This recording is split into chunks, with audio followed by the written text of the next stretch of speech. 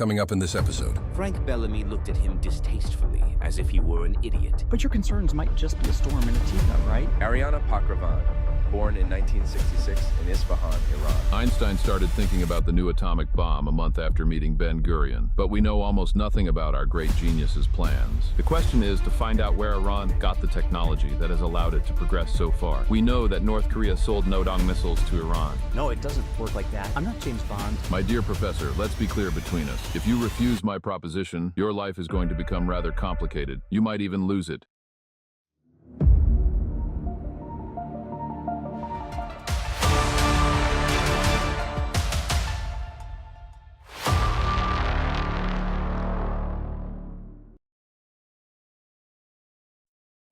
Chapter 4, Part 2.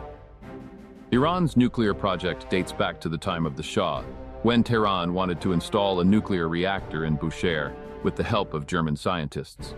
The Islamic Revolution in 1979 led the Germans to suspend the project, and the Ayatollahs, after initially opposing any form of modernization of the country, decided to seek Russian assistance to complete the reactor's construction. However, in the meantime, Russia drew closer to the United States, and we managed to convince the Russians to stop supplying lasers capable of enriching natural uranium for military purposes.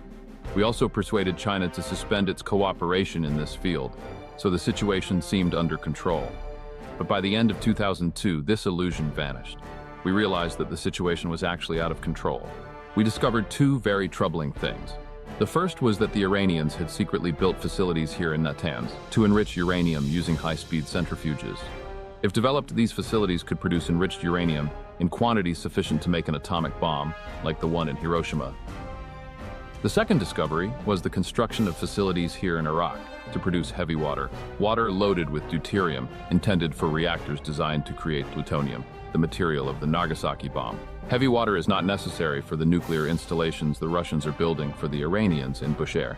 If it's not needed there, then what is it for? These facilities in Iraq suggest the existence of other undeclared facilities, which we find very concerning. But your concerns might just be a storm in a teacup, right?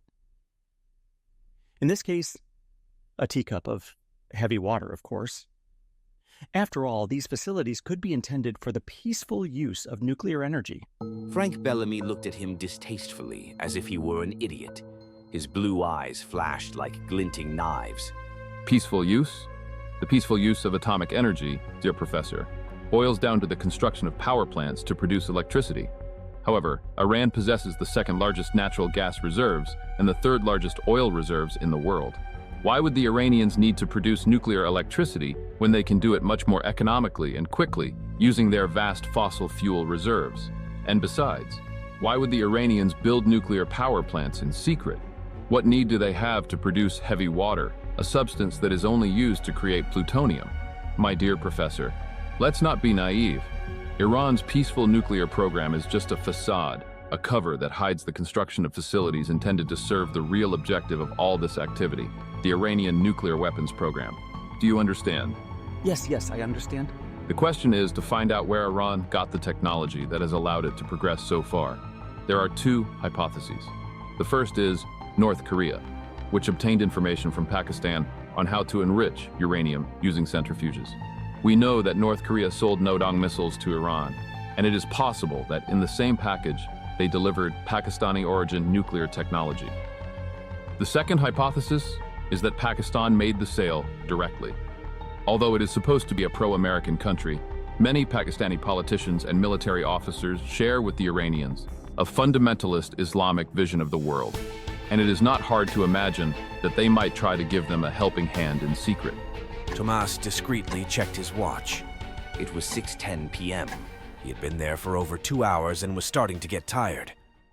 Excuse me, but it is getting late. Can you explain to me how I can be of help to you? The CIA director drummed his fingers on the polished mahogany. Of course I can. He looked over at Dawn Snyder. The analyst had remained absolutely quiet, almost invisible throughout.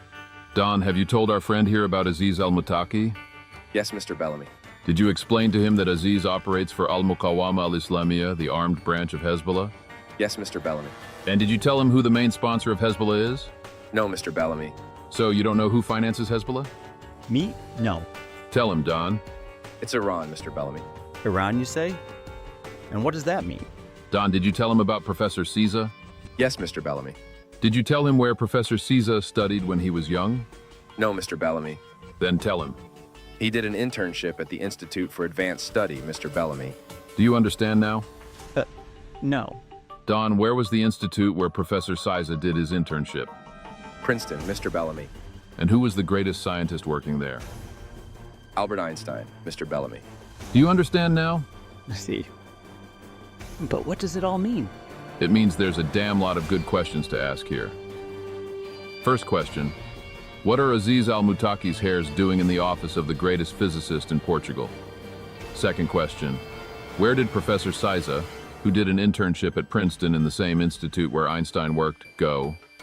Third question, why would an organization like Hezbollah kidnap this particular physicist? Fourth question, what does Professor Caesar know about Ben-Gurion's request to Einstein to design a cheap and easy nuclear weapon? Fifth question, is Iran using Hezbollah to find a new way to develop nuclear weapons? I suppose you already have the answers to all these questions. You're a fucking genius. The Portuguese waited for more, but nothing came. Frank Bellamy kept his eyes fixed on him, not uttering a word, only the sound of his muffled breathing audible. Greg Sullivan had his gaze fixed on the wooden table, absorbed as if something important was happening there. And Don Snyder awaited orders, his laptop still open. Well, if you already have the answers, whatever they may be, what do you expect from me? Show him the girl, Don. Snyder quickly typed something on his computer and turned the screen to face across the table. Here she is, Mr. Bellamy. Do you recognize this lady? The historian looked at the screen and saw the beautiful woman with the black hair and caramel-colored eyes. Ariana, don't tell me she's involved in all this. Explain to our friend who this lady is. Ariana Pakravan, born in 1966 in Isfahan, Iran.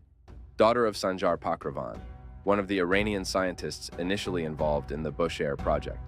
Ariana was studying at a college in Paris when the Islamic Revolution broke out.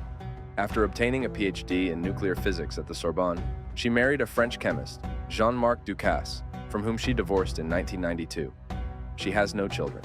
She returned to her country in 1995 before joining the Ministry of Science, under the direct orders of Minister Bozorgmer Shafak. Exactly what she told me. She told you all that? No, of course not. But what little she told me matches this curriculum. Did she tell you she works at the Ministry of Science? Yes, she told me that. And did she tell you she's a goddess in bed? Pardon? Did she tell you she's a goddess in bed? Well, I'm afraid the conversation never got that far. Is she?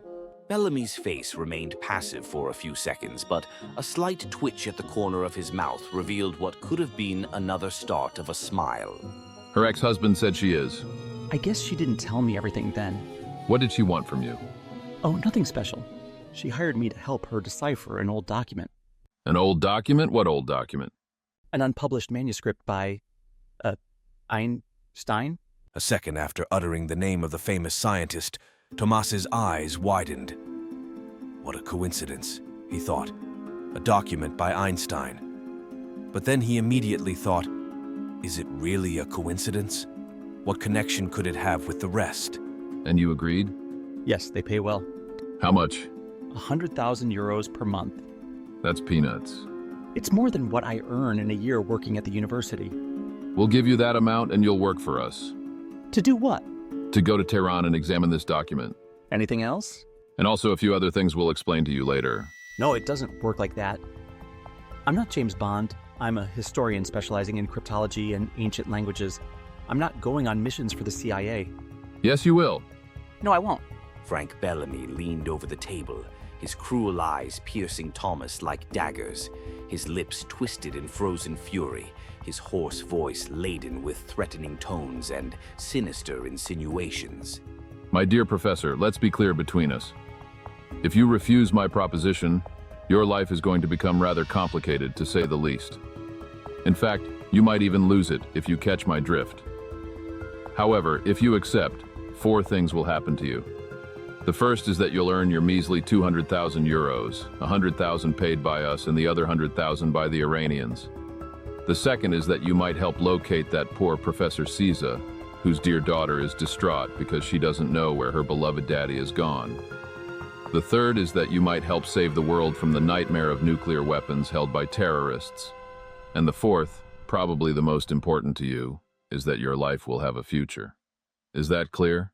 The historian held his interlocutor's gaze.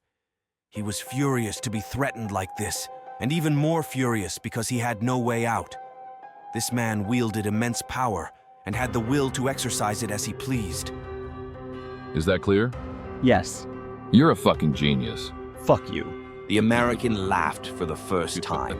Guffaws racked his body as if he were sobbing, and stopped only when they became a persistent cough instead. His usual countenance returned after a pause to catch his breath, although his face was still a little flushed, and he looked at Thomas. You've got balls, Professor. I like that. Not many people will look me in the eye and say, fuck you. Not even the president. Don't you ever do it again, do you hear me? Do you hear me? It's okay, I got it. All right. I started earlier to tell you about the story of Ben-Gurion's commission to Einstein. Do you want to hear the end? If you insist. Einstein started thinking about the new atomic bomb a month after meeting Ben-Gurion. I remind you that the idea was to develop a bomb that Israel could then manufacture quickly, with minimal means, and in secret. We now know that Einstein worked on this project for at least 3 years until 1954, and it's possible that he was still working on it in 1955, the year of his death. But we know almost nothing about our great genius's plans. According to a scientist he was collaborating with, who gave us regular updates, Einstein reportedly told him that he had in his hands the formula for the greatest explosion ever seen, something so colossal that, according to our informant, Einstein seemed stunned by his discovery. Yes, that's it, stunned. That's the term our informant used, stunned. And you don't know what happened to this document? It disappeared, and Einstein took the secret to his grave, although he might have entrusted it to someone. They say Einstein befriended a young physicist at the Institute for Advanced Study, and it was this young physicist who— Professor Caesar? You're a fucking genius. No doubt about it. Exactly. Professor Caesar, the same man who disappeared 3 weeks ago. The same man who has a house where they found hair from Aziz al-Muttaqi, the dangerous Hezbollah agent. The same Hezbollah that's the terrorist organization financed by Iran. The same Iran that's doing everything it can to develop nuclear weapons in secret. My God. Now, do you understand why we wanted to speak to you? Yes. I forgot to tell you something else our informant disclosed. What informant? Einstein's friend, the man our little genius told about the project Ben-Gurion gave him. All right. Our informant told us that Einstein even had a code name for his project. What name? Thomas felt his heart beating while Frank Bellamy took a deep breath. Die Gottesformel. The God formula. I saw it on the news the other day. Those Arabs go around burning the American flag. No, Arabs are Semites, like the Jews. Arabs or Nazis, they're all the same. They're either down on their knees bowing toward Mecca or blowing things up. How do you feel, Dad? I'm scared, but I'm a man of science, and I shouldn't get my hopes up. What do you think arranges atom? A life force, a spirit, God? Do you really think he's going to die? If you're enjoying this story, make sure to subscribe and hit the bell icon so you'll be notified as soon as we post the next chapter. Don't forget to like and leave a comment below. I read them all.